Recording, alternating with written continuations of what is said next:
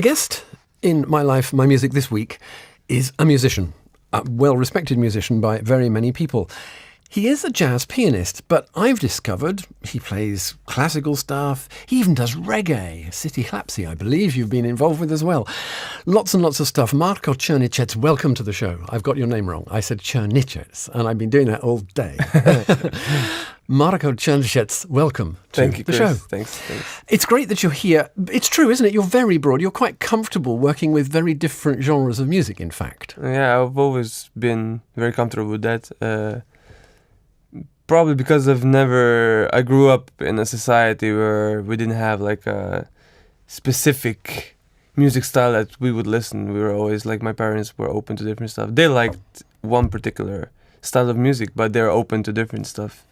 And also in my music years, I was always hanging with different people, like who liked, as you said, reggae music. Somebody liked. In school, I was studying classical music.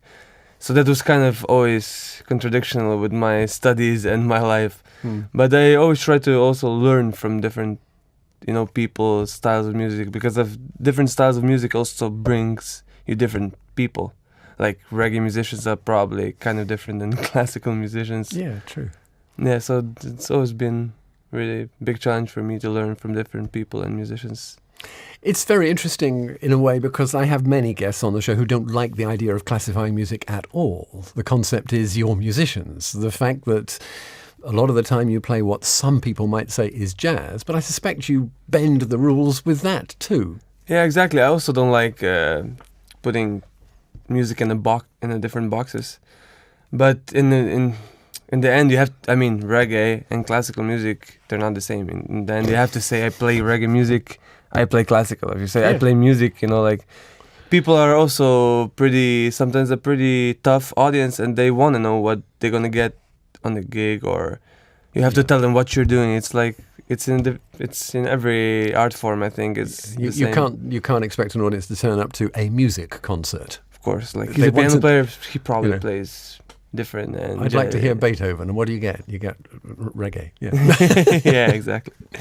So the next question I normally ask at the very early point in the show is music important to you? And of course I can't ask you that. It's obvious. Music is pretty important to you. Tell me though about the music you're going to play through the show. It's of your origin. Tell me just a little bit about, was there an idea with the music the tracks you've chosen to play to us, or was it simply a broad spectrum of what you do? It was just a spectrum what I did. Like I usually, I did 3 CDs on my own till now, as a leader. So I brought you a few different tracks from the CDs. And I think that's the best kind of showman of what I did in the last 5 years. So the first CD was actually made in the end of my studies in Graz as a diploma, like as a bachelor. Project, and I just recorded it in the school studio, and it came out really nice. So I used that. That was my first working trio with 2 Slovenian guys, Matej Hotko on bass and Gašper Pešel on drums. The second CD was when I went to New York for the first time to do a CD there with some really great musicians. Marcus Gilmore on drums. He's a grandson of Roy Haynes, if you might know. Yeah, great musician. That was it, and the last CD is was recorded 2 years back and released this year with Whirlwind Recordings from London. Maybe you know them. I know of them. Yeah. So it's a different. The music is still me from all the tracks, so it can be that different. But it has a different people on it, different musicians. It's a different. Also, first CD is trio, second is quintet, third is quartet. So it's kind of different, but it's definitely not from my origin. It's not like folk music from here. Okay. It's strictly jazz. But I always talk with different musicians, and I think it's the most important thing is to find your sound. And if you find your sound as a musician, it's hard not to hear a little bit of your origin in the music. If you can, then you did something wrong, I think. You always have to hear some Oberkrein or Slavko Ausenik in that jazz if you're here, probably. What's the first track? First track is called My Sweet Tea. It's a kind of contemporary jazz waltz. Was there anyone in mind with this? Yeah, my girlfriend, Tinka. So sweet. That's her. That's a tribute song for her. The sound of My Sweet for your girlfriend. And it's very sweet. I like that. That's very nice. Can I just go back into, young Marko? Let's just talk a little bit about where all this energy for music came from. Where were you born? I was born in Jurovský. Ah. I mean, I grew up in Jurovský. I was born here in Maribor, of course. Yeah. And your parents are? What did they do for a living? What were your early influences? My father was he's already retired. He was a bus driver, and mom was a worker in a store. Okay. Yeah, she was working in a fashion business before, but then she quit. Actually, my mother already passed away last year. Oh, right. So, yeah, thank you. But yeah, I have to say really big thanks to my parents for bringing music into my life. And a lot not through like a educational view or like intellectual view, but more as a party view, as music as a thing to have fun with, not to be like serious with it too much. So I remember my mom bought me a small red accordion when I was 3. So I was walking around the house all day, like nagging everybody. They probably so they were like already. So she was keen that you were going to run Veselice when you grow up. Exactly. My dad still sometimes says like, I mean it's cool, but like wouldn't you still like rather playing like folk music than this crazy jazz? Because it's really hard for people here to understand that kind of music. I mean I can get it. I'm never like why I don't have enough supporters. Because the tradition is not in that way, and like the history of that music is young, and especially for this country, is like pretty out. So yeah, my mom and my dad really helped me a lot with music. Then I was playing a lot of folk music, like from Sloka Osenik by ear, everything learned by ear. So that helped me a lot also. And now I see in jazz also with the timing and with the ear, because jazz is more on the ear side and like the reading charts, and it's a different concept of getting the music than classical, that. So I was really happy to come to music from that aspect, not like from the reading music and A flat. It wasn't an academic start. Exactly. It was a more artistic and human start. Yeah. So I also played with the folklore, the dancing folklore group. I already started like when I was 7. And then I played like 10 years of that probably. So that was my beginning, with music, with accordion actually. Did you enjoy being at school, early school and gymnasia? Were these good times for you? Yeah, perfect. Gymnasia was actually one of the best times of my life. Why? Because I started to discover jazz in that time. Like second year of my high school, I was like 15, 16. And totally different environment came to my life, because before I was in the countryside a lot. Okay. We were playing soccer a lot. I mean, I had music, but as I told you, like we played in the weekends for some parties, for some, birthdays and stuff. And then in high school, when I came to the music school, I really started to hang and live with people who actually love the same thing as me, so music. Like 24, you know what I mean? We talked about music, we hanged about music all the time. So it was really like a revelation for me in that times. And really fun people and everything, so it was really nice. We need another piece of music already. Really? Yeah. So the second one is, it's a tune called P. Maybe... Why?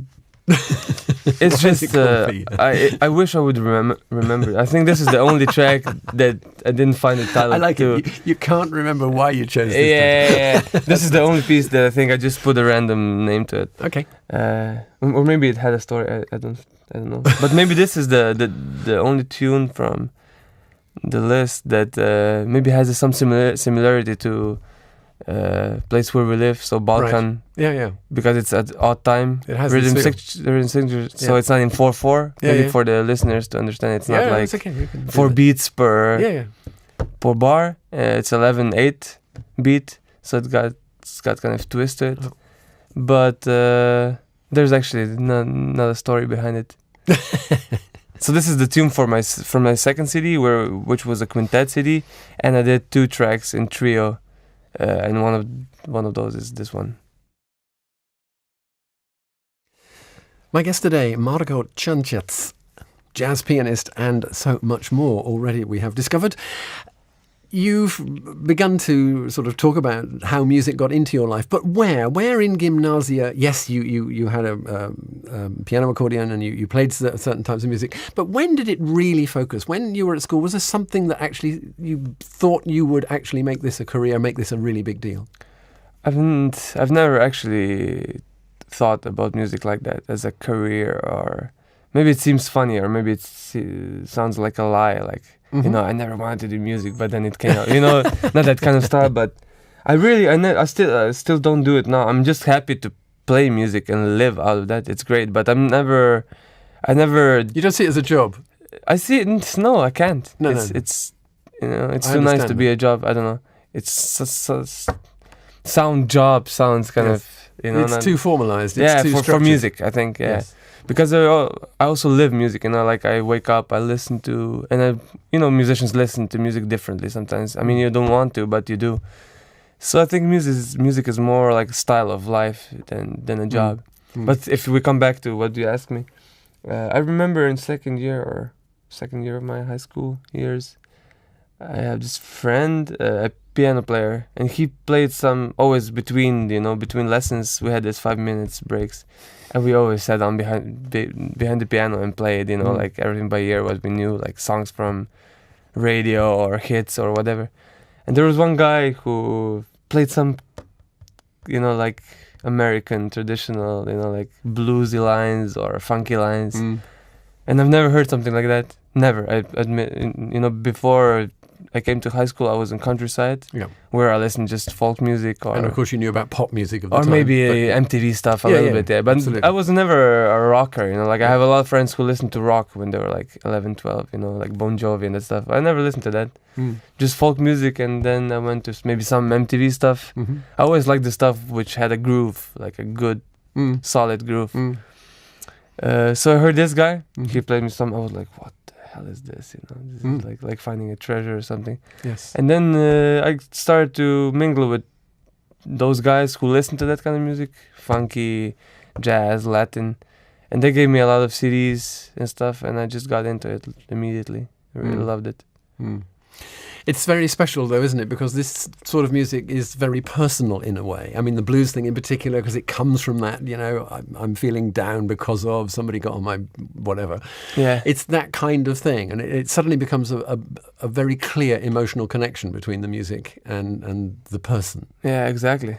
I think that also got me a lot into jazz, and the improvisational part and the interaction between players. I mean, you also have that in classical if you play like in chamber music, but it's different. But a bit more structured, though. There may be that conversation goes on, but it's a much more structured exercise outside jazz. Yeah, exactly. And jazz is really like, it's like Keith Jarrett said once, like improvisation for him is, and also for me, is composing in moment, which is true. Yes. So this is really intense. Like if you do it with somebody else, it's a really intense process, and I think that got me a lot into the music. More music. The next piece is a famous, I don't know if you can. Yeah, it is a standard. But this is Gillespie. Gillespie. Night in Tunisia. Probably everybody knows it who listen to jazz even a little bit. And I used this song in my first CD, and I did a little bit of arrangement of the song. It's not the same as the original, but it's... Well, you wouldn't want to do Dizzy Gillespie, do you? Exactly. But it's, so I really like this music. It has also this oriental touch to it. Nice. So, yeah. Night in Tunisia, but by Marko Črnčec. This whole feeling of music, because you spoke about this conversation thing, that's what I see as jazz in a way, is that it's not musicians simply coming to perform some particular composition. You use the expression composing as you play, instant composing. It's a bit of a conversation, isn't it? You don't know quite where it's going when you're in a trio, quartet, quintet, whatever. You never quite know. And that always fascinates me, that you have this kind of ability to know that you on the piano are actually taking the lead at this point, and how everybody fits in with that, and when they know you've finished. I'm never quite sure when they think it's their turn. How does that all work? It's mostly ears, you know, that's the thing, and feelings. But I think if you have a band that works for a longer period of time and you play a lot of gigs with them in jazz music. Okay, so you get to know one another, but sometimes you sit down as a guest amongst musicians you've never met and it still works. It still works, yeah, of course. That's the beauty part of it. But the endings and stuff, this is really logical stuff. Okay. It's the same our conversation. You start to talk when I'm finished, right? I mean, you don't want to... Sometimes not. I mean, sometimes not, yeah. But you still don't want to kill me with every everything what I say. You don't want to, put me down. So that's about it. But in jazz music, the greatest musicians are those who make you sound better. You know what I mean? Mm-hmm.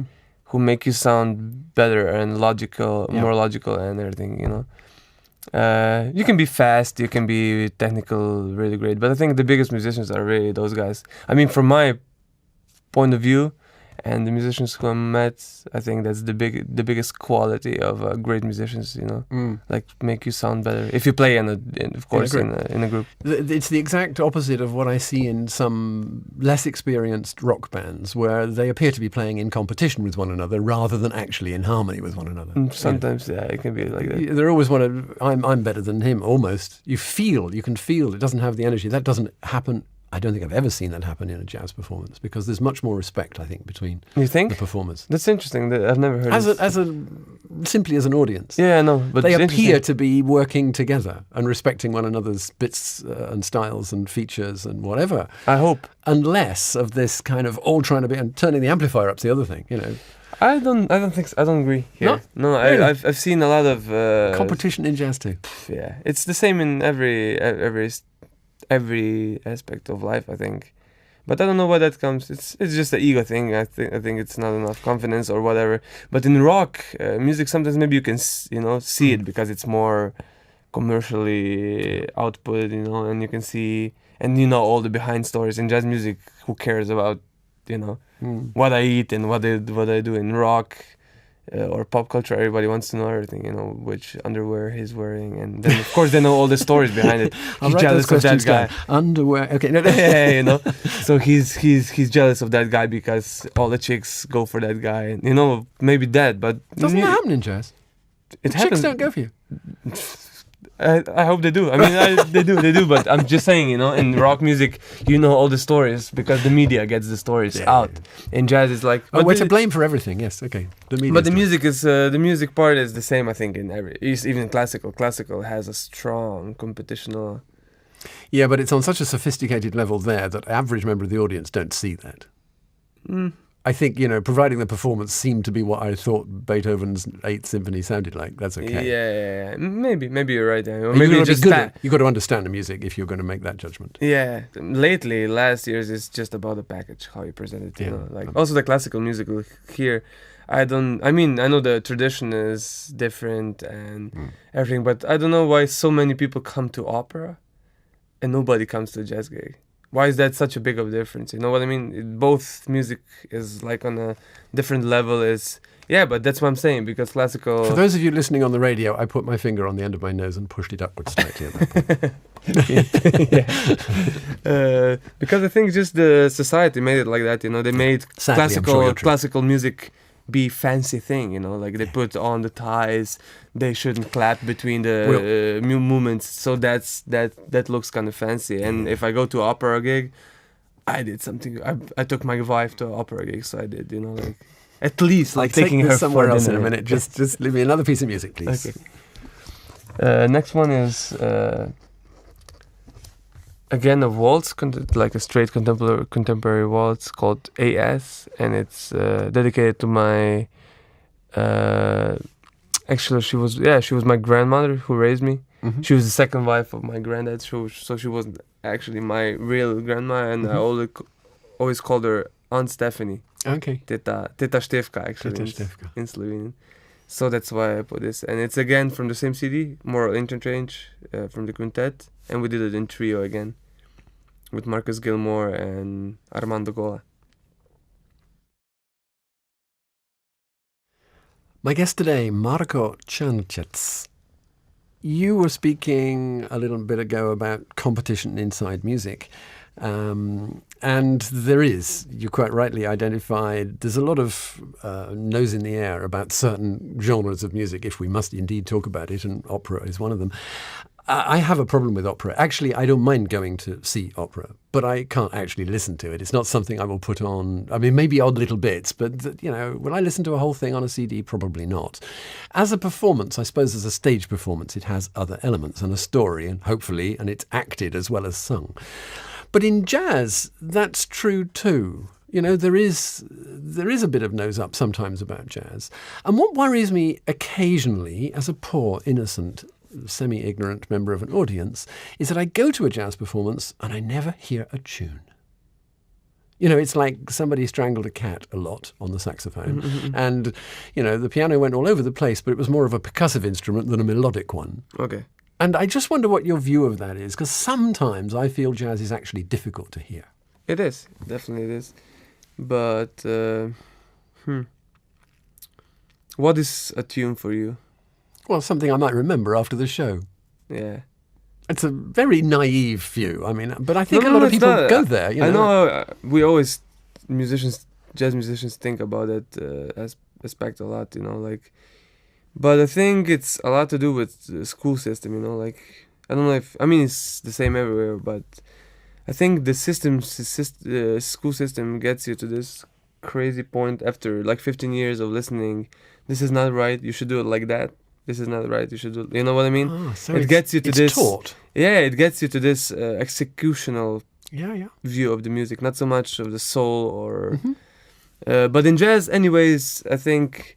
And jazz also is on a different path now than it was maybe 50 years ago or 60 when they really started to play this music again for having fun. It's where I come from, of course. Yeah. And I always try to say you shouldn't forget in music to have fun or to have the bounce of the dance to make people smile or move or dance, and not just to be a school thing, you're for the grade. This is my album. Yes. We have to achieve certain results. Yeah, you have to touch people. You know what I mean? But it's interesting how I say melodies, because my music, some of the stuff is also, it has a different melody, which maybe it's fast, maybe it's technical, maybe it's. But it has a melody. It has a melody. You know what I mean? So, but not all jazz seems to. Yeah, but I know some of the jazz classics, and I've heard them played, for example, in Satchmo here in Maribor, and I kind of go. That was supposed to be, Night Train to where, whatever, but I didn't hear that anywhere, ever. I couldn't even work out where normally I can work out. Yeah. Somewhere in behind, somewhere in the depth of it is the energy of the original tune. Exactly. But in your stuff, that's not the case, but in some it is. But I think sometimes music should just be also not just for the people to understand, Sometimes you just need some music to just be abstract, and the audience can have their own picture of the song. Because do you want to challenge us? Yeah, exactly. I think jazz is challenge. Just also in the improvisational way. I'm trying to get more and more out of the boxes, the school things. A minor 7, play this scale and this scale. Yeah. Just trying to forget everything, but of course you have to come to this point to have all the knowledge to forget all those things. You know what I mean? But. As you said, I go to a gig and I don't hear any melodies, but in the end, if you go to a modern classical girl like Paul Hindemith or something like that, you also won't hear a melody that you think that it's a melody, Touche, you're right. And I've been to some, and actually very recently went to a modern classical piece of music, which I equally am not quite sure about. Which was probably even harder to listen. It was mind-blowingly brilliant. But why? There was an amazing Croatian conductor who somehow produced all of this percussive stuff that never had a tune in it into a performance. And it's rare. It's that good. Yeah. That's maybe the point. But maybe just for you, and maybe everybody else hated it. Maybe I'm saying it's maybe just for 1% of people who can relate to it, and it's good for them. So more of your jazz, please. You're weird. I'm weird. Cool. Next. Next is now we came to my latest record. It's called Devotion. And it's also dedicated to my mom, as I told you. She passed away last year. And it's in a quartet with Mark Shim, saxophone player from Jamaica, actually. He lives in Brooklyn. Chris Tordini on bass, and Justin Brown on drums. They're all guys from New York. So the first tune is going to be called Being There, and it's in 4/4 signature for the listeners. I can code that. Yeah, you can code that, but it's kind of tricky to feel it. So maybe if somebody thinks it's still polka.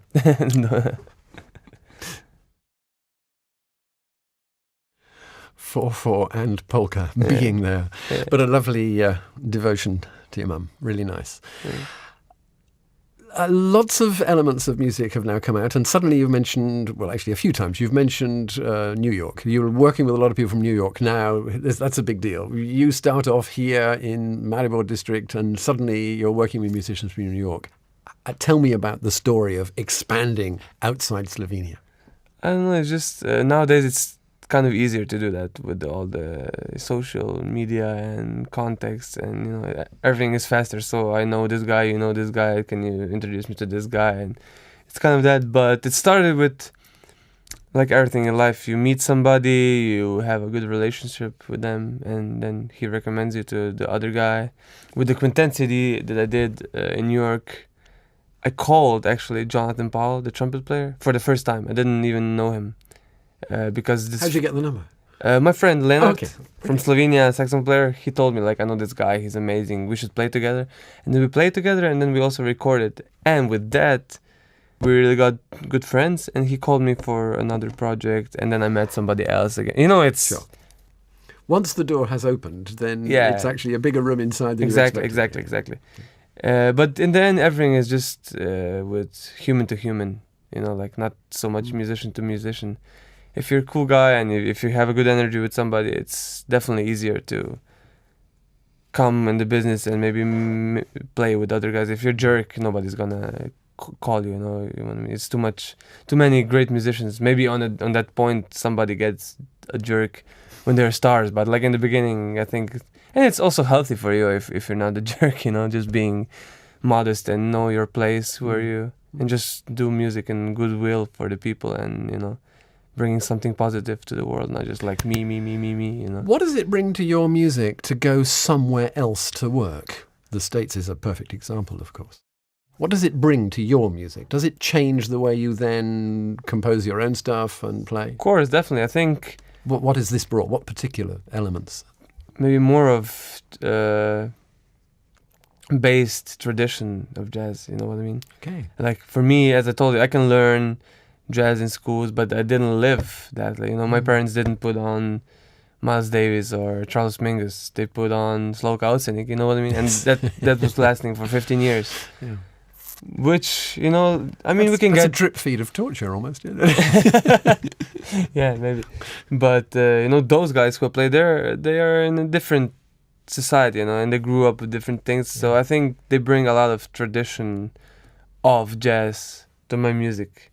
So I really like that. And, yeah, it's also a learning experience for me to play with those guys, you know what I mean? And I guess it's not just a musical learning experience, also it's a cultural one. Exactly. It's totally different when you know those people, and it's like totally different. And maybe they're on different level also, like they play a lot of gigs, hang out with the biggest artists in the world, and then it's a different also, like just living the lives, not just as a musician, but also the talks and everything around music is different, you know. You come over as someone pretty confident, though. Are you ever in awe, literally? Does that ever get in the way of a communication with someone else?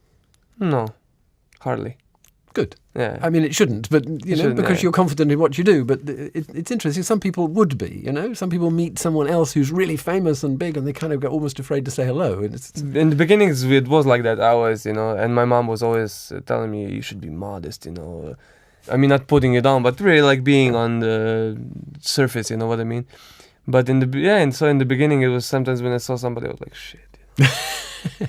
But they're still jazz musicians, so Yes. they're not that famous, you know what I mean? Yeah, So yeah. then I met him, and he was like even more easy than me, or like really relaxed guys. A lot. I mean, most of the guys that I met, really cool, really famous jazz musicians. They're all really they simple don't have guys. anything to prove anymore, though, do Yeah, they? simple guys. But you meet a lot of competitions, as I told you, especially in New Yes. York. It's really hard, you know. A lot of musicians that are amazing, and they just live in their, with their roommates in their 40s in a small flat, and then they see some people play a lot of gigs, festivals that they're not that good maybe, or I mean, what is good in the end, sure. We shouldn't decide that, but you know what I mean. It's always in every business you always have. Not just music. This is just anything. Global thing, yeah. So they become frustrated, and of course that is dangerous. If you bring frustration to the music, is not good. And to the music business, I also met a lot of guys or girls, musicians, who are frustrated and they're not bringing good energy to the, They expect. Yeah, but the biggest. I mean, I just met 1 year ago. I met Gonzalo Rubalcaba, who's one of my biggest inspiration, because this bass player who played on my quintet CD, he plays with him regularly. So he brought me to Blue Note, and I had a dinner with them. We were hanging like for many hours, and he was like the coolest guy ever. I shook his hand. I was like, "Yeah, you're my inspiration already for 10 years," and he was just like, he looked into the floor and he was like, "Yeah, thanks." He had a small, briefcase of notes or something. Just like he's nobody. I was like, "Oh my God." One of the biggest. Good lesson, that. That's a big school, lesson. And then you see, I was really happy to see that. We're talking a lot and listening not enough. More music. The next one is title song Devotion, also from a CD. It's called Devotion. And it's a beautiful ballad that really came out nice also with those guys. And yeah, so I think this one has the most melody to it.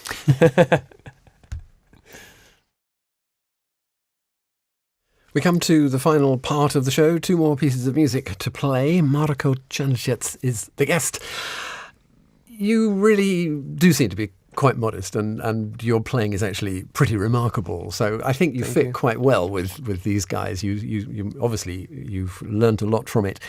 Have there been times when you've been not so reasonably confident and so on? I mean, you obviously know in your heart what you can do. That doesn't mean to say you show off about it, but you know what you're able to do.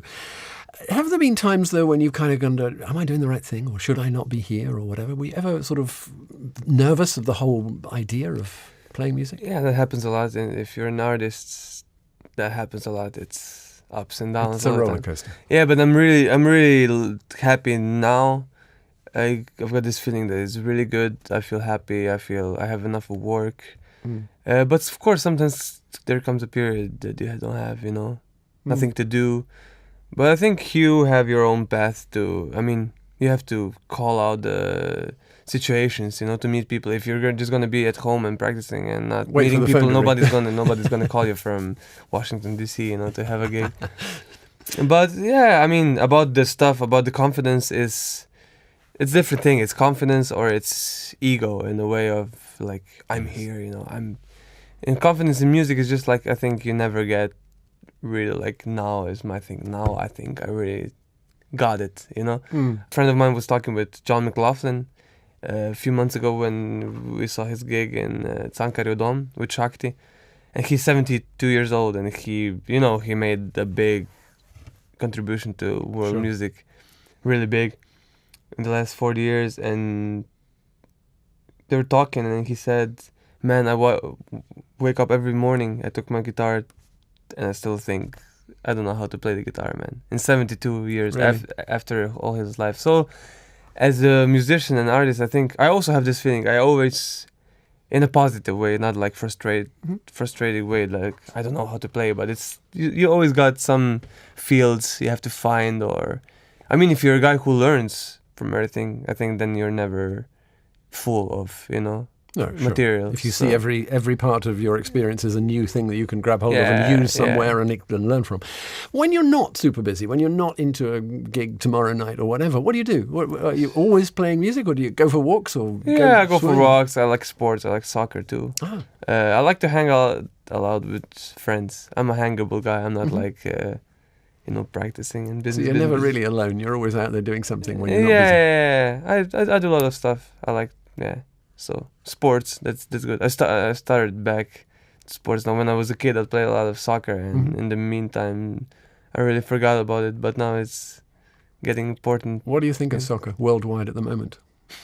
Too much. Too much of it. Too much of it, and too much money in it. Oh, for sure. I think. I think it's lost its human element. Yeah, but I think it's everything is going that direction, you know, with capitalism. Everything is like boom. You prefer Slovenia as it was before democracy? Mm-mm.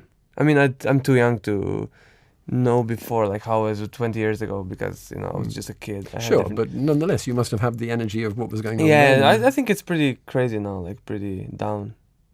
I don't like people talking so much shit. Sorry, my expression, but That's much. a lot of truth. Because I was also in LA and I was thinking to move with my girlfriend maybe there or something, you know, or some other place, maybe seaside, which is a lot of more positive environment. Because here I see like a lot of people take the situation for excuse for them to be in a bad mood. So that's I really hate it. Like I rather like people in LA who are fake, but they're at least good. Honest about being fake. Yeah, and they're like in a good mood, and it's happy time, you know. It's not like. So I mean, I like living here. I like my friends and people who are honest, and it's a nice environment. Sometimes you know people are true to each other. It's not so much of fake stuff. But I really want this to change, like to see some positive light, you know, like that people would see something good and not just like why do I don't have money, why I couldn't go to Dubrovnik this year, you know. Who gives, you know? Yeah.